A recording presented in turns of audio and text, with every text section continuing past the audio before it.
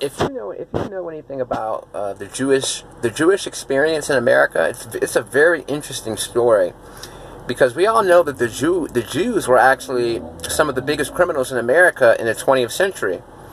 When Prohibition came and bootlegging came about, the Jews actually benefited more than anybody, and illegal gambling houses and stuff like that. Las Vegas was actually created by Jewish people, and the reason that they were able to create Las Vegas is because they were able to legally declare their money. See, the Italians, they operated illegal gambling parlors. They've been doing it forever, since the 1800s, but they weren't legal. The Jews, they filed taxes on their gambling houses. So say, for example, in Cleveland, for example, you might have had a Jewish gangster, and he operated a gambling house. Well, he filed taxes on that gambling house. So when the 1950s came about, 1940s came about, 1930s, and they were thinking about creating Las Vegas, guess what happened?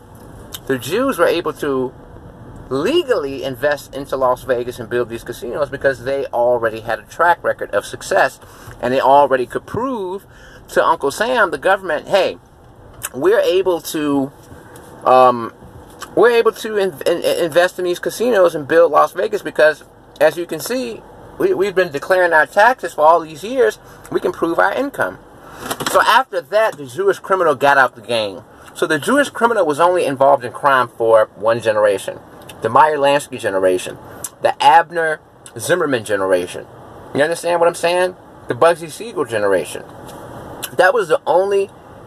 And of course there are Jewish criminals out there. But as far as an organized effort, there was only one generation of criminals in the Jewish community. See, what they did is, that one generation got rich from crime. They got rich from crime, and when their kids came of age, they invested in their children. They told their children to go to college, go to medical school, because the first generation of Jewish criminals were immigrants from Ukraine, Russia, all over Europe, right?